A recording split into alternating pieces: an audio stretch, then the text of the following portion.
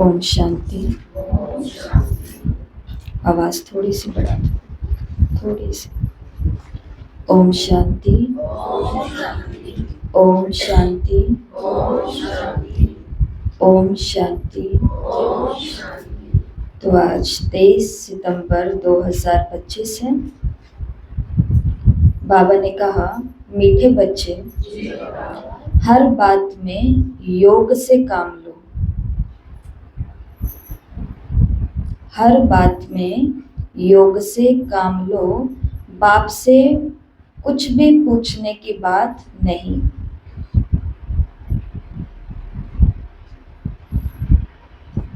तुम ईश्वरीय संतान हो, इसलिए कोई भी आसुरी काम ना करो। तो दो बातें हैं।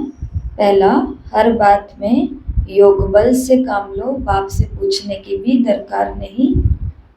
तुम ईश्वरीय संतान हो, इसलिए कोई भी आसुरी काम ना करो। तो आज का पहला होमवर्क, जो स्वमान सभी को आज 21 बारी लिखना है, वो स्वमान है, मैं ईश्वरीय संतान हूँ, इसलिए कोई भी आसुरी काम नहीं कर सकता हूँ। मैं ईश्वरीय संतान हूँ, इसलिए कोई भी आसुरी काम नहीं कर सकता हूँ। तो ये स्वमान आज पूरे दिन में, चाहे एक साथ चाहे टुकड़े टुकड़े में, 21 बारी सभी को जरूर लिखना है। प्रश्न है मुरली से, तुम्हारे इस योग बल की करामात क्या है? क्या चमत्कार करता है ये योग बल? बाबा ने उत्तर दिया, यही योग बल है जिससे तुम्हारी सब कर्मेंद्रियां वश हो जाती है। योग बल के सिवाय तुम पावन नहीं बन सकते। योग बल से ही सारी सृष्टि पावन बनती है। तो योग की करामत, इसलिए अभी मुरली को शॉर्ट में लिखने की सभी को आदत डालनी है। प्रश्न है, करामत क्या है योग की? तो मुरली में बाबा ने बोला, कर्मेंद्रियों को वश करना, पावन बनना, सृष्टि भी इसी से पावन बनेगी। तीनों बातें बाबा ने बताई। इसलिए पावन बनने के लिए व भोजन को शुद्ध बनाने के लिए याद की यात्रा में रहो। युक्ति से चलो, नम्रता से व्यवहार करो। ओम शांति। रूहानी बाप रूहानी बच्चों को समझाते हैं, दुनिया में किसी को भी मालूम नहीं कि रूहानी बाप आकर के स्वर्ग की व नई दुनिया की स्थापना कैसे करते हैं। कोई भी नहीं जानते। तुम बाप से कोई भी प्रकार की मांगनी नहीं कर सकते हो। बाप सब कुछ समझाते हैं, कुछ भी पूछने की दरकार नहीं रहती, सब कुछ आप ही समझाते रहते हैं। बाप कहते हैं, मुझे कल्प कल्प इस भारत खंड में आकर के क्या करना है, सो मैं जानता हूँ, तुम नहीं जानते। रोज रोज समझाते रहते हैं। कोई भल एक अक्षर भी ना पूछे तो भी सबको समझाते रहते हैं। कोई पूछते हैं, खान पान की तकलीफ होती है। अब ये तो समझ की बात है, बाबा ने कह दिया है कि हर बात में योग बल से काम लो। बहुत सारे प्रश्न है ना खाने पीने के पीछे। तो जैसे हम नए नए होते हैं, नए के बाद पुराने भी हो जाते हैं चलते चलते, परंतु एक प्रश्न बना रहता है ना कि बाहर जाएंगे तो क्या होगा, कल को ये हमारे पास आएंगे तो क्या होगा, कैसे होगा। तो इसलिए बाबा ने कहा, ये कोई भी बातें पूछने की नहीं है। स्टार्टिंग की बात अलग होती है, परंतु हर बात में योग बल से काम लो, जिसको विवेक, योग बल, बाबा की शक्ति, क्योंकि एक ही बात सबके लिए नहीं है। बाबा की वाणियों के अंदर ही आया हुआ है, व्यक्ति, परिस्थिति और समय। क्या बोला? व्यक्ति, परिस्थिति और समय, इन तीनों के आधार पर श्रीमत बदल जाती है। श्रीमत सबके लिए अलग अलग है। सामने व्यक्ति कौन है? अगर सामने कुमार और कुमारियां हैं तो उनके लिए श्रीमत है कि तुम्हें कीचड़ में जाना ही नहीं है, ठीक है। अगर सामने गृहस्थी है तो उनके लिए श्रीमत है कि तुम्हें कीचड़ में रहते हुए कमल पुष्प के समान बनना है। तो सामने व्यक्ति कौन खड़ा है? परिस्थिति कैसी है? परिस्थिति ऐसी है कि माँ बाप मारने पर आ गए हैं, माना कि या तो हम मर जाएंगे या इसको मार देंगे, तो बाबा ने युक्ति रची थी ड्रामा में गंधर्वी विवाह की। लेकिन सामने व्यक्ति को देखा था कि जो योग के साथ में ये दोनों रह सकते हैं, इनका ये बंधन टूट सकता है, तो कराया। परंतु जिनका नहीं है उनका ऐसा कुछ भी बाबा नहीं कराते हैं। तो सामने व्यक्ति कौन खड़ा है, सामने परिस्थिति कैसी है और समय क्या है, तो उस हिसाब से ये श्रीमत है वो बदल जाती है। इसलिए कभी भी ये मत समझना कि बहनों ने ये कहा, दीदी ने ये कहा, हमारे निमित्त ने ये कहा था ना, तो वो समय देखो वो किस समय के लिए कहा था, वो परिस्थिति कौन सी थी और सामने व्यक्ति कौन खड़ा था। क्या वो समय अभी है? नहीं।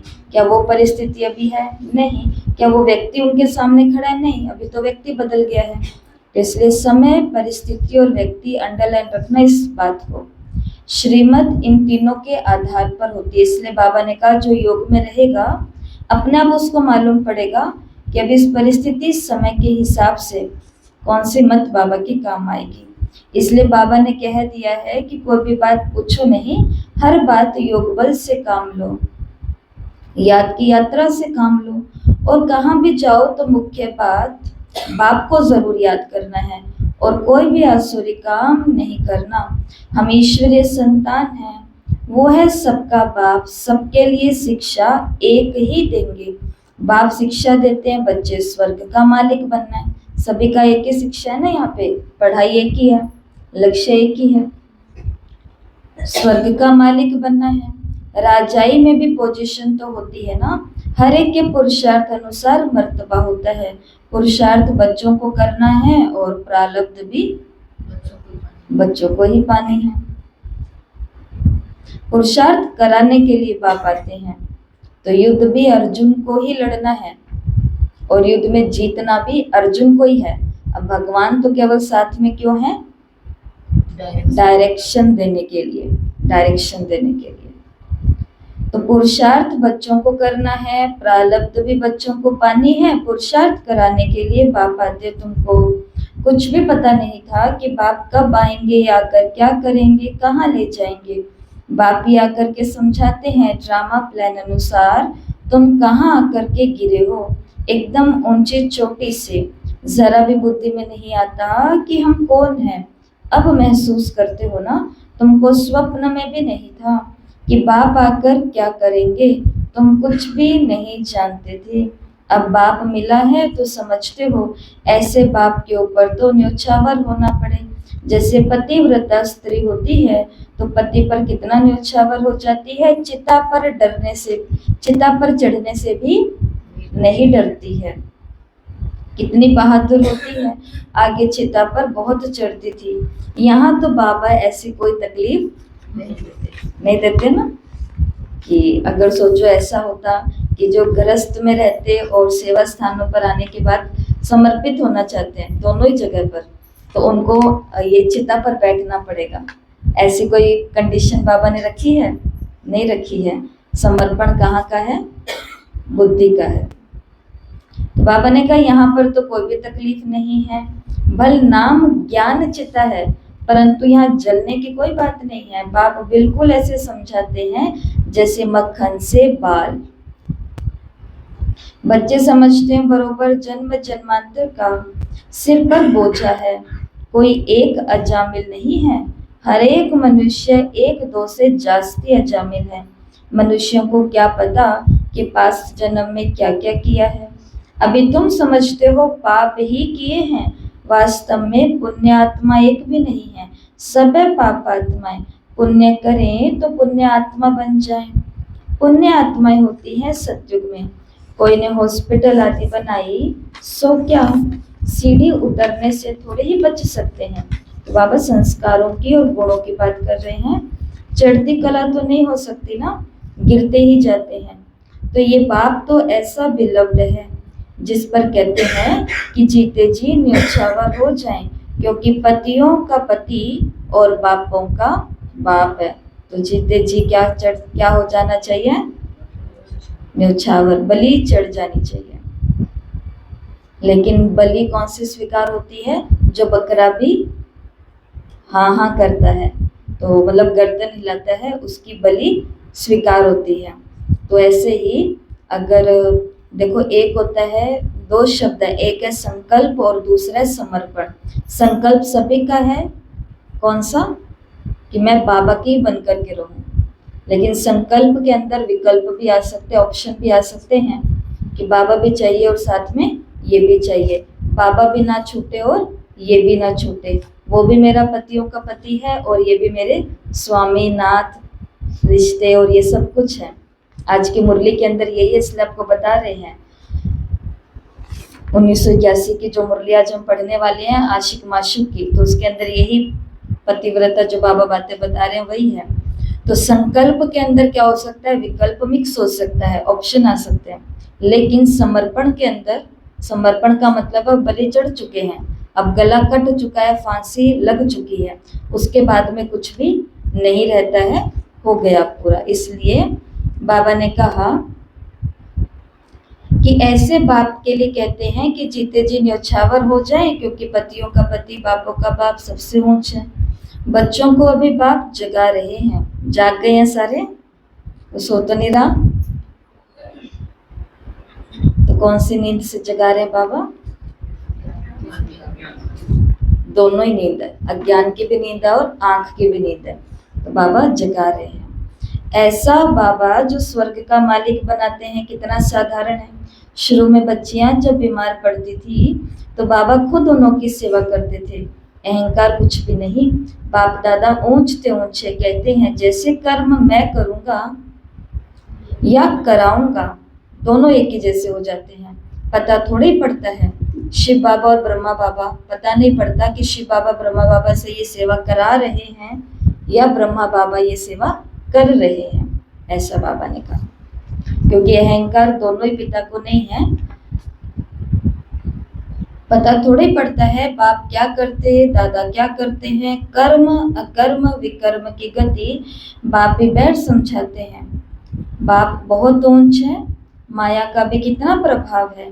ईश्वर बाप कहते हैं ऐसा मत करो, तो भी नहीं मानते हैं। भगवान कहते हैं मीठे बच्चे ये काम नहीं करना, तो भी सुनते हैं। तो भी बाबा ने कहा उल्टा काम कर लेते हैं। उल्टे काम के लिए तो मना ही किया जाएगा ना, लेकिन माया भी बड़ी जबरदस्त है। भूले चुके भी बाप को भूलना नहीं है।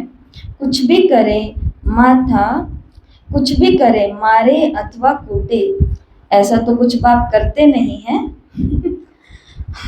बाबा ने कहा भले मैं मारूं, भले मैं पटक पटक करके कूटूं, लेकिन फिर भी भूले चुके से भी मेरे को नहीं भूलना। अब बाबा ना मारते हैं, ना बाबा हमको कूटते हैं, ना पटकते हैं, कुछ नहीं होता है। तो बाबा ने कहा ऐसा तो कुछ बाप करते नहीं है, परंतु ये एक्सट्रीम में कहा जाता है। एक्सट्रीम का मतलब अगर इतनी भी अति हो जाए तो भी हमें बाबा को नहीं भूलना है। गीत भी है ना, तुम्हारे दर को कभी नहीं छोड़ेंगे, चाहे कुछ भी कह लो। बाहर में रखा क्या है, बुद्धि भी कहती है जाएंगे कहाँ। बाप बादशाही देते हैं, फिर थोड़े ही कभी मिलती है। ऐसे थोड़े कि दूसरे जन्म में कुछ मिल जाएगा, नहीं। ये पारलौकिक बाप है जो बेहद सुख धाम का तुमको मालिक बनाते हैं। बच्चों को दैवी गुण भी धारण करने हैं, सो भी बाप राय देते हैं। अपना पुलिस आदि का काम भी करो, नहीं तो डिसमिस कर देंगे। उधर पिटाई करनी पड़ती है ना, अगर कोई नहीं सुनता तो रिमांड पर रख करके। तो अब बाबा कहते हैं कि तुमको ऐसा कुछ भी कर्म नहीं करना, लेकिन उनको तो करना पड़ता है। इसलिए बाबा ने कहा कि जो आपका कर्तव्य है, तो जहां पर कर्तव्य की बात आती है वहां पर बहुत सारे हथियार उठाने पड़ते हैं। उसके अलावा बाबा ने कहा ऐसा नहीं करना। तो आपका पुलिस आदि का काम है तो वो करो, नहीं तो डिसमिस कर देंगे। अपना काम तो करना ही है, आंख दिखानी पड़ती है। पहले जितना हो सके प्रेम से काम लो, नहीं तो फिर युक्ति से। बाबा ने कहा हाथ नहीं चलाना है। बाबा के बच्चे कितने ढेर हैं, बाबा को भी बच्चों का ओनर रहता है। मूल बात है पवित्र रहना। तो आज की मुरली में जैसे बाबा ने शुरुआत में बोल दिया है कि हर काम करने से पहले किसको याद करो, बाबा को वो याद करो। तो जो काम हाथ चलाने से भी नहीं होता था, वो काम आंख दिखाने से हो जाएगा। गुस्सा थोड़ा सा, क्योंकि पुलिस है। तो बाबा को तो बच्चों का ख्याल रहता है, ओनर रहता है। मुख्य बात है पवित्र रहना। जन्म जन्मांतर तुमने पुकारा है ना, हे पतित पावन आकर हमको पावन बनाओ। अर्थ कुछ भी नहीं समझते, बुलाते हैं तो जरूर पतित ही हैं। नहीं तो बुलाने की दरकार नहीं, पूजा आदि की दरकार नहीं। बाप समझाते हैं तुम अबलाओं पर कितने अत्याचार होते हैं, सहन करना ही है। युक्ति भी बतलाते रहते हैं, बहुत नम्रता से चलो, बोलो आप तो भगवान हो, फिर ये क्या मांगते हो। हथियाला बांधते समय कहते हैं ना, मैं तुम्हारा पति हूँ, ईश्वर हूँ, गुरु, सब कुछ हूँ। अब मैं पवित्र रहना चाहती हूँ, तो तुम क्यों रोकते हो। भगवान को तो पतित पावन कहा जाता है ना, आप ही पावन बनाने वाले बन जाओ।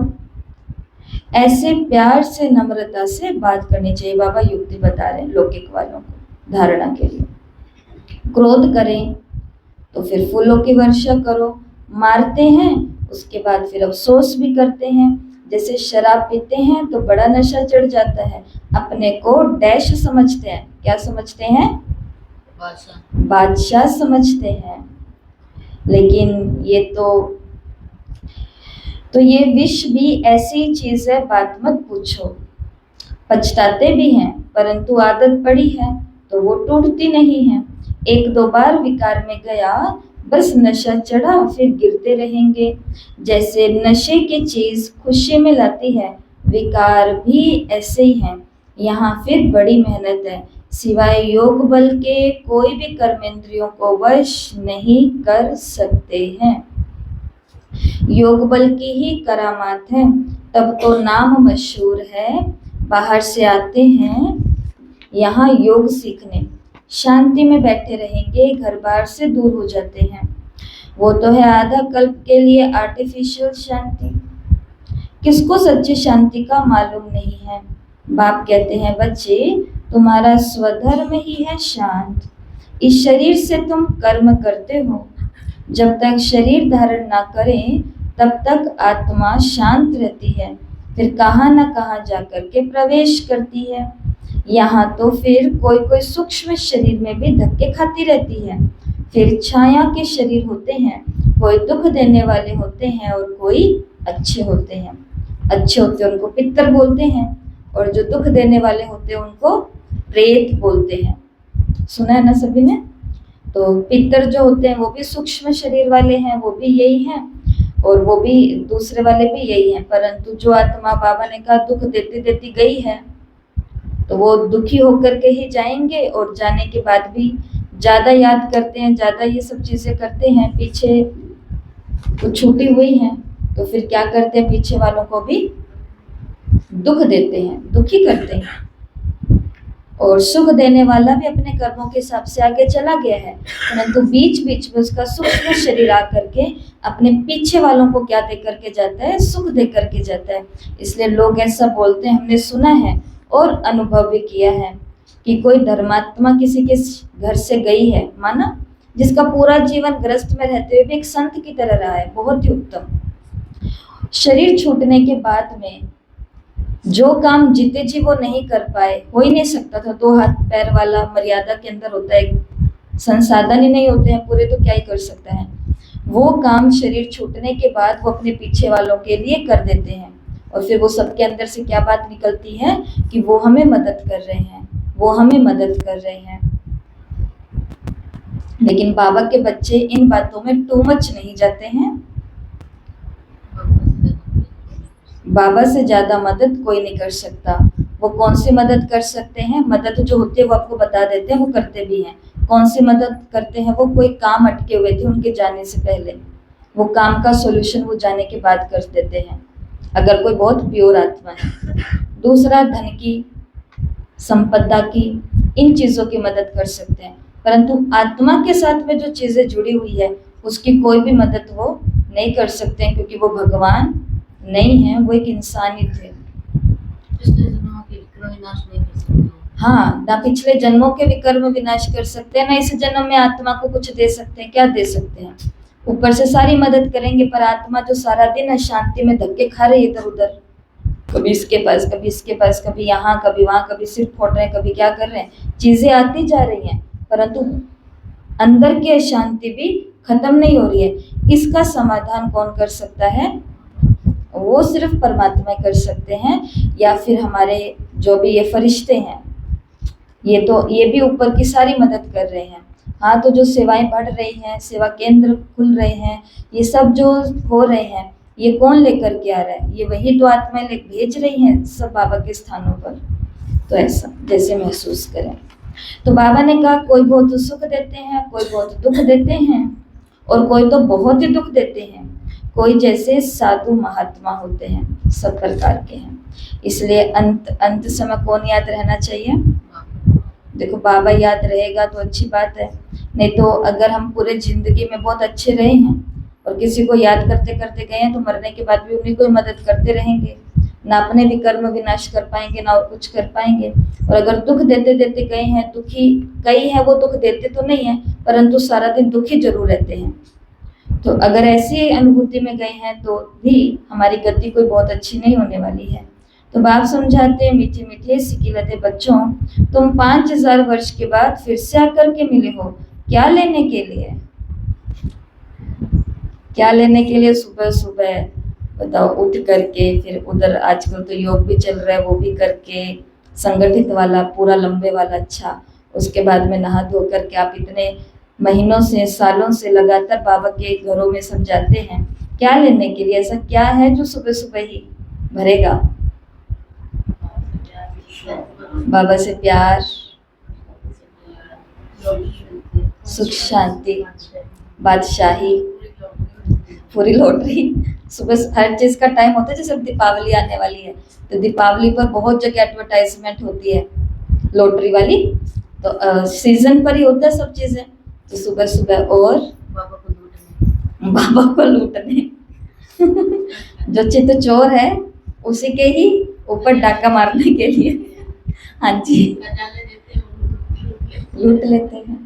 तो ये प्यार, ये पालना, ये संगठन की शक्ति, ये सब चीजें, ये फैमिली, ये सब हमें यही मिल सकता है। और फिर सीधा हम मिलेंगे सतयुग के अंदर। पूरे दिन में जो वातावरण अभी हमको उपलब्ध होता है, वो पूरे दिन में हम कुछ भी प्रयत्न कर लें, कितने भी लोगों की मीटिंग में बैठ जाएं, कितना भी कुछ हम संगठन बना लें, परंतु जो आनंद हम महसूस करते हैं वो हो नहीं सकता।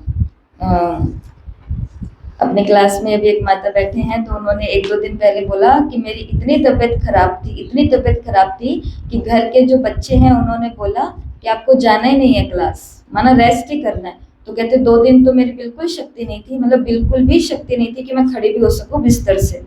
लेकिन उसके बाद में हल्की फुल्की से कोई ऊर्जा आई है, तो भी कहा कि नहीं जाना, परंतु उन्होंने कहा कि मैं जाऊंगी। और उन्होंने बहुत अच्छी बात कही, उन्होंने बोला कि घर पर मैं 4 बारी मुरली पढ़ ली, सुन ली, देख ली, बहुत अच्छा लगा, लेकिन सेवा के अंदर पर जाकर के एक ही बारी मुरली सुनी है और कुछ याद नहीं रही और समझ में भी नहीं आई, कुछ नहीं हुआ, परंतु फिर भी अनुभूति कहाँ की हो जाती है?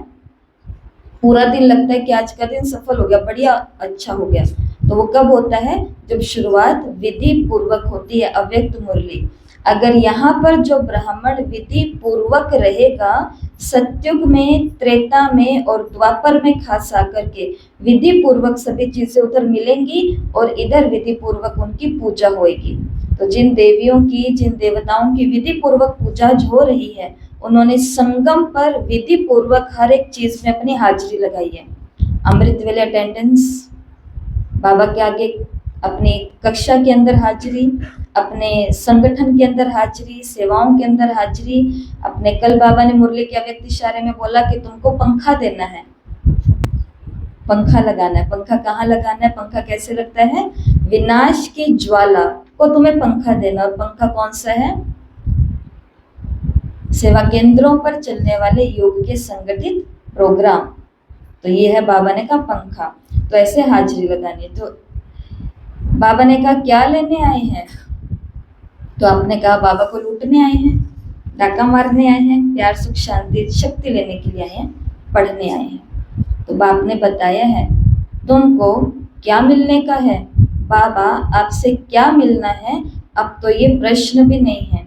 आप तो हैं ही हेवनली गॉडफादर, नई दुनिया के रचयिता, तो जरूर आपसे बादशाही मिलेगी। बाप कहते हैं थोड़ा भी कुछ समझकर जो जाते हैं वो स्वर्ग में जरूर आ जाएंगे।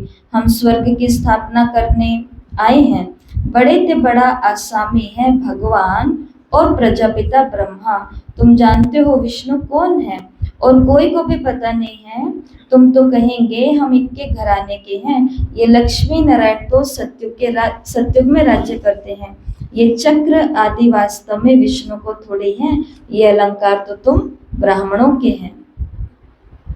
अभी ये नॉलेज है, सत्युग में थोड़े ये समझाएंगे। ऐसी बातें बताने की कोई में भी ताकत नहीं है। तुम इस 84 के चक्र को जानते हो, इनका अर्थ कोई भी समझते नहीं है। बच्चों को बाप ने समझाया है, बच्चे समझ गए हैं। हमको ये अलंकार शोभते नहीं हैं। हम अभी शिक्षा पा रहे हैं। तो अभी अपने हाथ में गदा पुष्प कमल और चक्र लेकर के हमें बैठ नहीं जाना है। अभी तो ये हमें अपने जीवन में धारण करनी है। शिक्षा ले रहे हैं, पुरुषार्थ कर रहे हैं, फिर ऐसा बन जाएंगे। स्वदर्शन चक्र फिराते फिराते हम देवता बन जाएंगे। स्वदर्शन चक्र अथवा रचयिता और रचना के आदि मध्यांत को जानना। सारी दुनिया में कोई भी ये नहीं समझा सकते कि सृष्टि का चक्र कैसे फिरता है। बाप कितना सहज कर समझाते हैं। इस चक्र की आयु इतनी बड़ी तो हो नहीं सकती। मनुष्य सृष्टि का ही समाचार सुनाया जाता है कि इतने मनुष्य हैं। ऐसे थोड़ी बताया जाता है कि कछुए कितने हैं, मछलियां कितनी हैं। बात तो मनुष्यों की ही है। किसी ने पूछा कि हम ये भोग किसी जानवर को क्यों नहीं खिला सकते? आप क्यों मना करते हो कि खुद ही खाना? गाय को, पशु को या गोदा को या कुत्ता को इसको नहीं खिलाना। तो खिलाना तो बहुत अच्छी बात है। उनकी सेवा अगर इंसान नहीं करेगा तो कौन करेगा? हमें बनाया इसलिए है क्योंकि वो हमारे ऊपर डिपेंड होते हैं। बाकी प्रकृति उनको सब दे रही है, परंतु मनुष्यों से मिलेगा। लेकिन किसी ने पूछा कि आप ऐसे क्यों मना करते हो कि भोग को अच्छे से सफल करना है, इधर उधर किसी को खिलाने के लिए मत लग जाना। उसके पीछे का कारण यही है कि भोग ये जो बनता है ये किस समय बनता है, बनाने वाले कौन है, किसके डायरेक्शन पर बन रहा है और किसके यज्ञ की भंडारी से ये भंडारा बन रहा है। चारों बातें मायने रखती हैं क्योंकि बनाने वाले भी श्रेष्ठ हैं, बनाने का देने वाला तो सर्वश्रेष्ठ है। जिन्होंने भंडारी में सफल किया है वो भी श्रेष्ठ विचारों वाले हैं। तो इसलिए सब वेला भी बहुत श्रेष्ठ है। तो इतना श्रेष्ठ जो चीजें हो रही है, इतनी प्योर जो चीजें, भोगना खत्म करने वाला जो भोग है, तो वो भोगना ही भोग कौन रहा है? इंसान ही भोग रहा है। जानवर तो बेचारे जैसे थे वैसे के वैसे ही हैं। बिगड़ भी रहे हैं वो तो किसके कारण? बीमार होते हैं। डॉगी को देखा है ना, कुत्ता वो बीमार हो जाता है, उसके सारे ऊपर के बाल हैं, वो चमड़ी सारी उसकी खराब हो जाती है। वो उसके कर्मों के कारण होती है कि किसके कारण होती है? ये जो हम उसको घी, तेल, मीठा जो भी चीजें होती है जो उनके लिए नहीं है। ऐसे बहुत सारे पशु हैं, ऐसे बहुत सारे प्राणी हैं। इसलिए सुधरना उनको नहीं है, सुधरना किनको है? इंसान को। भोगना ही भी उसको ज्यादा है। इसलिए बाबा ने कहा ये गिनती नहीं है कि मछलियां कितनी है, कछुए कितने हैं। यहाँ पर प्रश्न किसका है? मनुष्यों का है। इसके लिए हर एक चीज किसके लिए बाबा ने उपलब्ध करवाई है? खास हम बच्चों के लिए। तो तुमसे भी प्रश्न पूछते हैं। बाप तो सब कुछ बतलाते रहते हैं, सिर्फ उस पर ध्यान पूरा देना चाहिए। बाबा ने समझाया है योग बल से तुम सृष्टि को पावन बनाते हो, तो क्या योग बल से योग बल से क्या तुम खाना शुद्ध नहीं कर सकते हो? अच्छा, तुम तो ऐसे बने हो, फिर कोई को आप समान बनाते हो कि हम तो दृष्टि देकर के खाने को बना लेंगे। अच्छा, क्या हमने कईयों को ऐसा बनाया है? तो आज आपके लिए एक विशेष सूचना है। बाय चांस ऐसा हुआ है कि आज बाबा ने मुरली में भोग की बात करी है, भोजन की बात करी है, शुद्ध अन्न की बात करी है, और बाय चांस आज जो आपको साकार मुरली सुनाने वाले हैं उसके अंदर भी एक टॉपिक आपको लास्ट में बताने वाले हैं, भोग लगाने की विधि। 7 स्टेप है उसके अंदर, 7 चरण कौन से होते हैं जो हम बाबा को भोग लगाते हैं। बाकी कल आपको एक गोपी दीदी का छोटा सा वीडियो भी भेजा, आपने सुना होगा कि क्यों नहीं हमें बाहर का खाना है, क्यों नहीं सीधा किसी का लेना है, क्योंकि फिर साथ में उसके कर्म भी खा जाएंगे। सुना होगा ना आपने। तो आज के अव्यक्त मुरली के अंदर भोग लगाने की जो विधि के 7 स्टेप हैं वो आपको बताएंगे। इसलिए बाबा ने कहा क्या खुद तो ऐसे बने, लेकिन क्या औरों को भी आप समान बनाते हो? अभी तुम बच्चे समझते हो कि बाप आया है स्वर्ग की बादशाही देने फिर से, तो इनको रिफ्यूज नहीं करना है, मतलब इन बातों को नकारना नहीं है। ऐसा नहीं कि बाबा तो कह रहे हम मानेंगे नहीं। विश्व की बादशाही रिफ्यूज की तो खत्म, फिर रिफ्यूज में जाकर के पढ़ेंगे, किसमें? डस्टबिन में, कचरे के डब्बे में जाकर के पढ़ेंगे। देखो बाबा ने क्या कहा, अगर बाबा की बात को नहीं माना, बाबा ने मुरली में कहा ना दूसरे पेज पर कि बाबा कहते हैं तो भी नहीं मानते, बाबा कहते हैं ऐसे करो तो भी उल्टा काम करते हैं। तो बाबा ने कहा रिफ्यूज किया तो कहाँ जाकर के पड़ जाएंगे? ये सारी दुनिया ही तो कचरा है, तो फिर इनको रिफ्यूज ही कहेंगे ना। दुनिया का हाल देखो क्या है, तुम तो जानते हो विश्व के मालिक बनते हैं, ये किसी को भी पता नहीं कि सत्युग में एक ही राज्य था, मानेंगे ही नहीं। अपना घमंड रहता है ना, तो जरा भी सुनते नहीं, कह देते हैं ये सब आपकी कल्पना है, कल्पना से ये शरीर आदि बना हुआ है, अर्थ को समझते नहीं है, बस इस ईश्वर की कल्पना है, इतना कह देते हैं। ईश्वर जो चाहे सो बनते हैं, उनका ये खेल है, ऐसी ऐसी बातें करते हैं, बात मत पूछो। अभी तुम बच्चे जानते हो बाबा आया हुआ है, गुड़िया भी कहती है बाबा हर 5000 वर्ष के बाद हम आपसे स्वर्ग का वर्षा लेते हैं, हम अभी आए हैं स्वर्ग की राजाई लेने। तुम जानते हो कि सभी एक्टर्स का अपना पार्ट है, एक का पार्ट ना मिले दूसरे से, तो फिर इसी नाम रूप में आकर इसी समय बाप से वर्षा लेने का ऐसा ही पुरुषार्थ करेंगे। यह है इस ड्रामा का राज कि सीडी हर 5000 वर्ष के बाद सेम टू सेम रिपीट होती है, ड्रामा रिपीट होता है। तो इसी नाम रूप में इसी समय और इसी बाप से यही वर्षा लेने के लिए पुरुषार्थ भी कौन सा करेंगे? जो आज अभी इस वक्त हम कर रहे हैं। कितनी अथाह कमाई है। भल बाबा कहते हैं थोड़ा भी सुना तो भी स्वर्ग में आ जाएगा, परंतु हर एक मनुष्य को पुरुषार्थ तो उच्च बनने का करना चाहिए ना। तो माताओं को सबसे ज्यादा चिंता किनकी होती है कि ये भी स्वर्ग में आ जाए? अपने युगल की तो सबसे पहले होती है, क्योंकि जिनसे स्नेह होता है उनके लिए लगता है कि ये मुझे इतना सहयोग कर रहे हैं, इतनी छुट्टी दे रहे हैं, इतना मधुबन सेंटर सब चीजों में है, तो बाबा ये भी आ जाए। तो ऐसे ही आप ही की जैसी एक माता आए और आकर के भाई जी को भी साथ लेकर के आए और कहते कि ना कि दीदी इनको भी तो थोड़ा समझाओ कि स्वर्ग में चलना है। तो हमने बोला कि आप इनके ऊपर ज़्यादा बोझ नहीं डालो, ये स्वर्ग में आ ही जाएंगे। तो वो दोनों की आंखें ऐसे बड़ी बड़ी हो गई। फिर उनको बाबा की अव्यक्त मुरली इसलिए पढ़नी आवश्यक है। बाबा ने हम सभी को शिक्षा दी है जो आपको भी मालूम है, स्नेही, सहयोगी और सहज राजयोगी, 3 क्वालिटी वाले बाबा के पास बच्चे हैं। दोनों को बताया, उन्होंने पूछा उन्हों की वाइफ के आगे कि भाई जी अगर आपको किसी भी ट्रेन, बस, रास्ते, मार्केट, भीड़ भाड़ के अंदर कोई भी वाइट साड़ी वाली अगर बहन जी दिख जाते हैं, वो बहुत दूर है आपसे, बस दिख गए हैं आपको, तो क्या उनको देख करके आप अपने आसपास वालों को किसी को ये बात कह सकते हो कि ये बहुत अच्छा ज्ञान सुनाते हैं, इनकी संस्था बहुत अच्छी है, बहुत अच्छा ये काम कर रहे हैं? तो उन्होंने बोला हाँ ये मैं कह सकता हूँ क्योंकि ये बात सत्य है।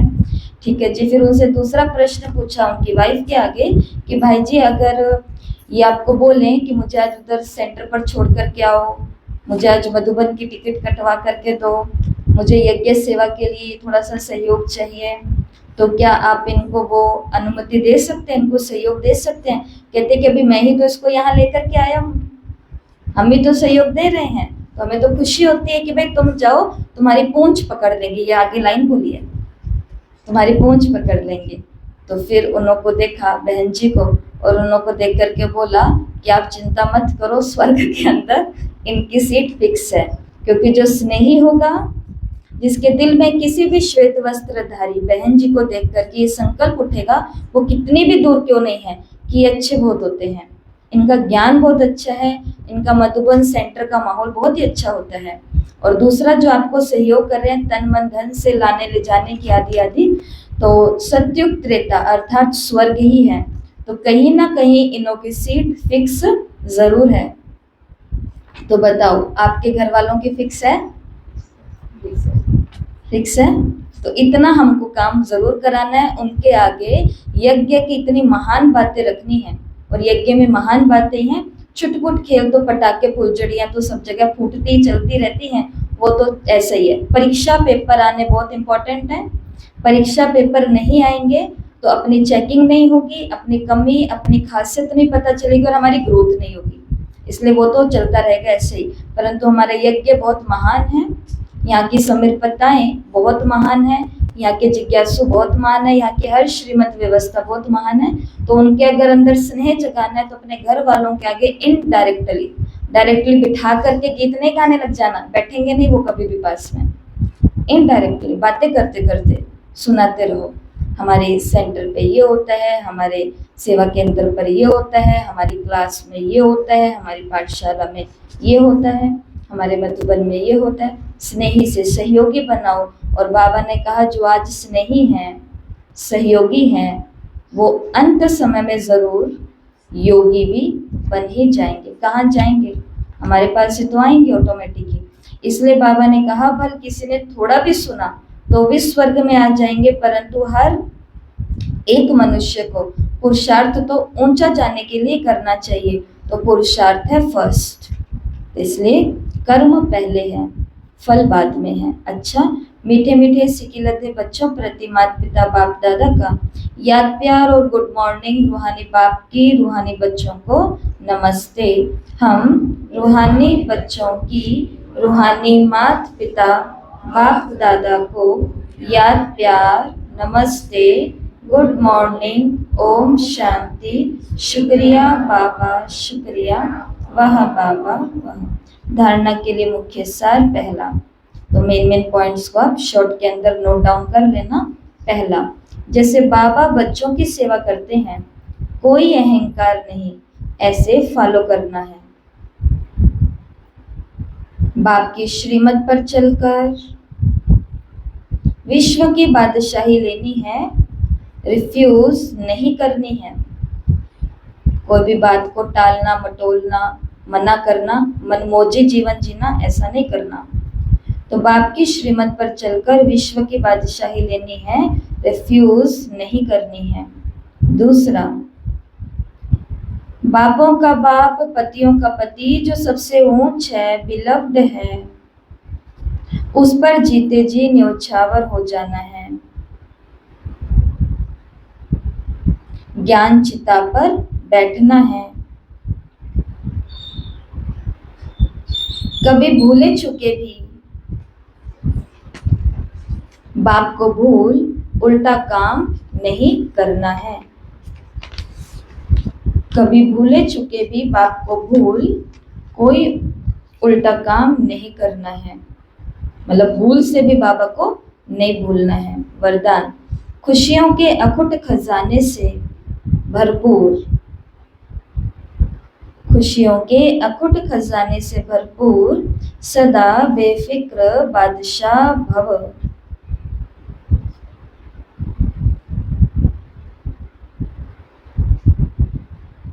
खुशियों के सागर द्वारा रोज खुशी का अकुट खजाना मिलता, इसलिए किसी भी परिस्थिति में खुशी गायब नहीं हो सकती, किसी भी बात का फिक्र नहीं हो सकता। ऐसे नहीं, प्रॉपर्टी का क्या होगा, परिवार का क्या होगा। बाबा ने कहा परिवर्तन ही होगा ना। पुरानी दुनिया में कितना भी कुछ श्रेष्ठ हो, लेकिन सब है तो पुराना ही ना, इसलिए बेफिक्र बन गए। जो होगा अच्छा होगा, जो होगा अच्छा होगा। ब्राह्मणों के लिए सब अच्छा है, कुछ भी बुरा नहीं है। आपके पास ये ऐसी बादशाही है जो कोई भी छीन नहीं सकता। तो अभी हमारे पास कौन सी बादशाही है? खुशी के अखुट खजाने की बादशाही है। तो ब्राह्मणों का क्या है स्लोगन? जो होगा वो अच्छा अच्छे ते अच्छा होगा, बहुत अच्छा होगा स्लोगन। इस संसार को एक अलौकिक खेल,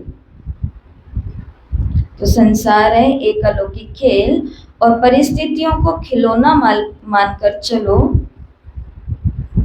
तो कभी निराश नहीं होंगे।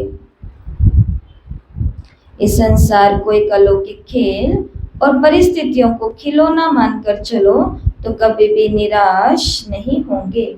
अब व्यक्ति इशारे, अब लगन की अग्नि को प्रज्वलित कर योग को ज्वाला रूप बनाओ। लास्ट सो फास्ट पुरुषार्थ ज्वाला रूप का ही रहा हुआ है। पांडवों के कारण यादव भी रुके हुए हैं। पांडवों की श्रेष्ठ शान, रूहानी शान की स्थिति यादवों की परेशानी वाली स्थिति को समाप्त कर देगी। तो अपनी शान से परेशान आत्माओं को शांति और चैन का वरदान दो। ज्वाला रूप अर्थात लाइट हाउस और माइट हाउस स्थिति को समझते हुए इसी पुरुषार्थ में रहो। तो आज का एक होमवर्क है, 21 बारी स्वमान लिखना है। मैं ईश्वरीय संतान हूँ, कोई भी आसुरी काम नहीं कर सकता हूँ। और आज का दूसरा होमवर्क है, खाना बनाते और खाना खाते समय, जैसा कि आज की मुरली के अंदर डायरेक्शन आया है। तो आज का काम आज तो विशेष करना ही है। तो खाना बनाते खाना खाते समय 5 मिनट बाबा की याद में ज़रूर बैठना है। तो खाना बनाने के भी आपको चरण दिखाएंगे तो उसमें भी आपको मालूम पड़ेगा, और खाना खाने से पहले भी 5 मिनट, चलो 5 मिनट नहीं तो 2-3 मिनट तो हमें ये ज़रूर आज तो करना ही करना है। दूसरा होमवर्क हो गया। और आज तीसरा होमवर्क जो सभी को प्रैक्टिकल में करना है, और वो है कोई भी परिस्थिति आ जाए तो मन के अंदर एक संकल्प स्वभाव उठाना है, और वो संकल्प है जो होगा अच्छा होगा। हर परिस्थिति को आज उत्तर देना है। क्या उत्तर देना है? जो होगा अच्छा होगा। मन में आएगा इस प्रॉपर्टी का क्या होगा, इस फैमिली मेंबर का क्या होगा, इस परिवार का क्या होगा, कल को मेरा क्या होगा, कल को मैं बूढ़ी हो गई तो मेरा क्या होगा। तो कुछ भी है तो ये इसलिए जो होगा अच्छा होगा, अपने मन को जवाब देना। तो 3 होमवर्क है, तीनों होमवर्क सभी को करने हैं। ओम शांति।